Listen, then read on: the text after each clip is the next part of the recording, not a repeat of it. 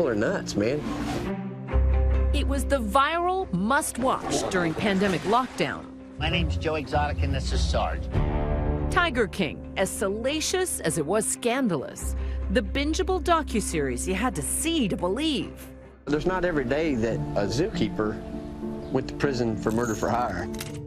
The Netflix hit tracing a seemingly never-ending feud between animal rights activist Carole Baskin and Joe Exotic, a former Oklahoma zookeeper who's now serving a 21-year sentence for a murder-for-hire plot against her. She liked the life she had, she loved her big cats and the beauty of being untamed. Well, everything was fine, just as sweet as wine, but her husband went and disappeared. But then it got a little crazy, it got a little hazy, and the cops said there's something wrong here. Don't pick a fight with your wife, 'cause it's a big 40 acres, and if you're not careful, you'll be gone in the blink of an eye. Joe, whose real name is Joseph Maldonado Passage, was resentenced, dropping a year off the now 21 years in prison he has to face for murder-for-hire counts and for the killing and selling of tigers. All new tonight, undercover video taken inside Joe Exotic's compound. Well, millions, of course, met him on the Netflix documentary Tiger King, while the Humane Society already knows him as a convicted animal abuser. HSUS says Tiger King barely scratches the surface of the suffering the animals endure and what they call a network of cruelty involved in breeding and then selling the exotic cats once they're too old to be photo cubs. Craig was dispatched by the Department of Justice to retrieve big cats kept by the so-called Tiger King of Netflix fame, Joe Exotic and Jeff Lowe. We got the call with Joe Exotic, who was the main character of that whole series. Tigers were the best way, and lions and tigers were the best way for him to get attention. The animals were definitely suffering because of it. He was succeeded by a guy, Jeff Lowe, and Right. you had to seize some animals. So we took in over 80 animals from Joe, and then eventually we ended up taking in even more from Jeff Lowe. These tigers, recovered from Joe Exotic's operation, now live in Pat Craig's Wild Animal Sanctuary. We got to see how they're doing. Just to be clear, these were Tiger King, Joe Exotic tigers. Yeah, absolutely. These came from his compound in Oklahoma. I'm guessing they didn't look like this when you went down there and rescued them. No, you could see their backbones and ribs and things like that. They were definitely not starving to death, but definitely underfed. Hey guys, welcome back to my YouTube channel. Lavender here, and today I'm back with another true crime, anti-capitalism YouTube video topic. Today I'm going to be doing the pure evil files of the Tiger King files. Deep dive, capitalism, tiger mills, true crime, fake zoo, etc. So before we get started, all my YouTube videos that relate to this topic right now will be linked down in the description down below, as well as on the screen right now if you have to check them out. So let's get into this YouTube anti-capitalism true crime video topic. A zoologist's view of Tiger King, a crass expose that can do some good. The smash hit documentary lets the murder mystery take center stage, but it also cunningly creates and conceals a powerful message about the cruelty of small-scale wildlife tourism tiger mill attractions. The man with questionable fashion sense inflicts abuse on cats. Category of true crime TV has a new monarch, the Tiger King himself, Joe Exotic. The 7-part true crime documentary is a smash hit for Netflix series, and that's no surprise at all. It's arresting, gripping, horrifying, and jaw-dropping in equal measure.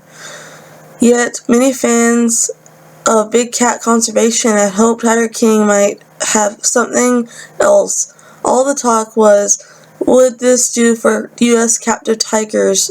Did what Blackfish did to captive marine orcas and dolphins. Finally, an expose on those that keep tigers and other big cats as pets. Those that breed said cats for profit. Those that keep big cats in totally ill-suited environments. Appetites are whetted, so were our expectations met? The good news is that in its early stages, the show did plenty right, exploring the swap meets with the collector mania that many in this industry seem to possess, and it didn't hold back at all in exposing the suffering of these poor animals. Many of Joe Exotic's 200 plus or more tigers are shown pacing their cell with zoochosis. They pant, they stare, they seem incredibly depressed. It seems they occasionally live off handouts from a local Walmart. This was heartbreaking to see. Tiny cages with nothing to exercise their brains with. No brain stimulation for these brains of these intelligent creatures. But there are problems with the show as well too. There was a distant lack of independent commentators on the tigers and why Joe Exotic's behavior was, to say the least, reprehensible and terrible. The show lacked someone to explain that true zoos have standards for housing captive tigers, while Joe Exotic's housed his in a way too small enclosure. Joe Exotic's was nothing more than a tiger mill, just like how Amish people have puppy mills. That's basically him, but with tigers.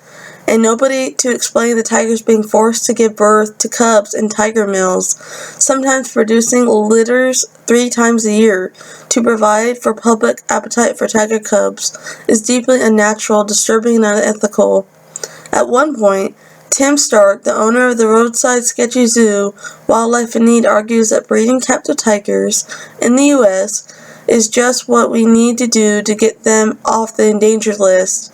This point, though grossly misleading, goes largely unchallenged throughout the series. The truth is that not a single one of these captive tigers will be suitable for release back into the wild. Their genetic history is now marked by enforced inbreeding over many generations. The white tigers featured throughout all 7 episodes are case in point.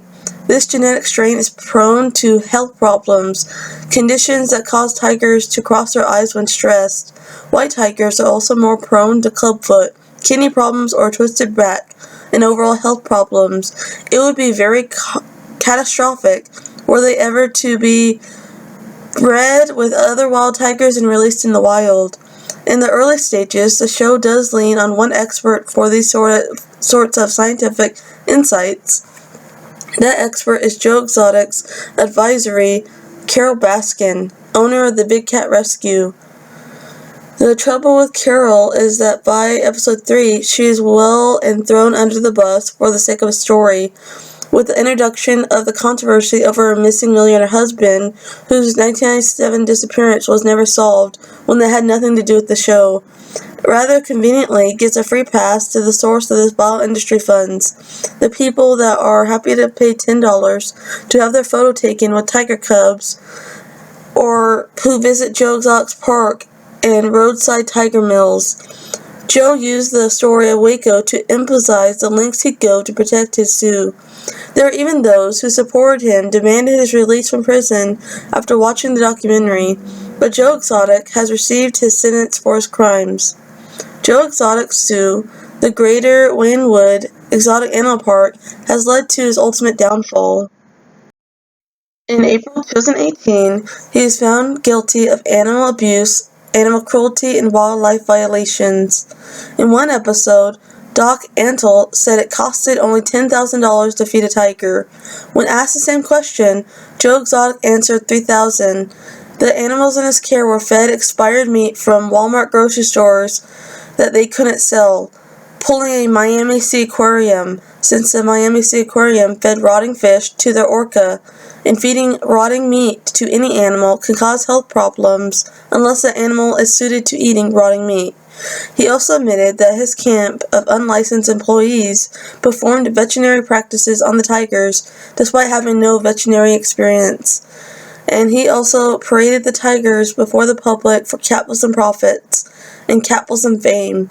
The zoo bred big cats incessantly, ripping newborn cubs away to send the mother back into heat and using them as props for numerous people to bottle feed them. When the cubs outgrew their use after a few weeks, the cats were caged, killed, or sold. He reportedly killed 5 tigers on his property and illegally sold tiger cubs. That included putting a bullet through the heads of 5 big cats. tigers found on his property. He was also convicted for trying to hire a hitman to kill rival Carole Baskin. The last charge gave him a hefty prison sentence. Joe Exotic was sentenced to 22 years in prison on January 2020, and he'd be held at the Grande County Jail in Oklahoma. Joe Exotic's GW Zoo is now permanently closed to the public. Back in May 2020, ownership of the zoo was transferred to none other than Joe Exotic's rival Carole Baskin, as a judge ruled that Exotic had fraudulently transferred ownership of the zoo to his mother in order to avoid paying Baskin a settlement in a trademark infringement lawsuit. Federal Judge Scott Powell of the Western District Court of Oklahoma also ruled that Lowe had 120 days to vacate the property and hand over the title of the zoo over to Carole Baskin's Big Cat Rescue Corporation. Exotic responded to the ruling via his management team on Twitter, and he said the loss of the zoo yet another emotional blow to his already fragile state. He also bizarrely and incorrectly connected the ruling of George Floyd's ultimate death, a wildlife trainer featured in the popular Tiger King series on Netflix, has also been indicted in Virginia over animal cruelty and wildlife trafficking charges. Attorney General Mark Herring said Friday a months-long investigation found that Van Dock Andel, the owner of Roadside Zoo in Virginia, trafficked lion cubs between Virginia and South Carolina.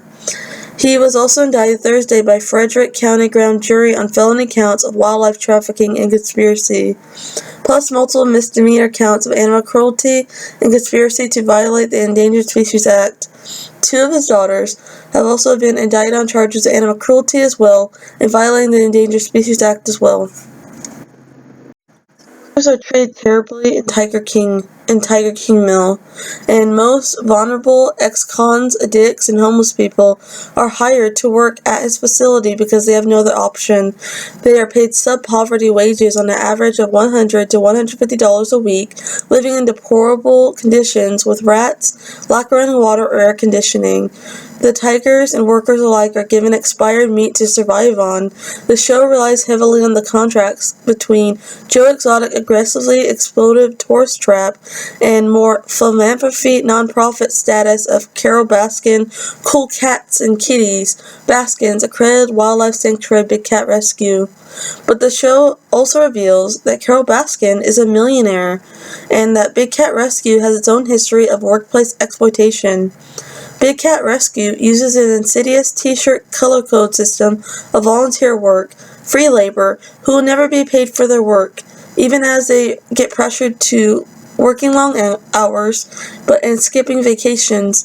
Similar to many nonprofits and charities and NGOs, Big Cat Rescue plays off volunteers' genuine feelings of love and compassion for the animals to enrich Carole Baskin's pockets. It is no coincidence that the business featured in Tiger King are all right-to-work states with anti-worker laws, and politicians of both parties are pushing for more anti-union legislation during the pandemic. Many of the low-paid workers at these tourist traps clearly care deeply about these animals, but they are forced by the ruthless motive for capitalism profits to keep them exploited and get rid of the animals when they're no longer profitable, aka treat tigers like a commodity. After Joe Exotic's employee staff loses an arm to a tiger in a workplace accident, Joe Exotic said, "I'm never going to financially recover from this," resulting in memes showing what a self-centered sociopath Joe is. This isn't unique in the corporate world. Study after study has shown that CEOs and capitalist pigs are 3 or even 5 times more likely to be psychopaths than the average person. Joe and others in this terrible roadside tiger mill tourism trap industry started with a fascination and even love out of these beautiful tiger animals.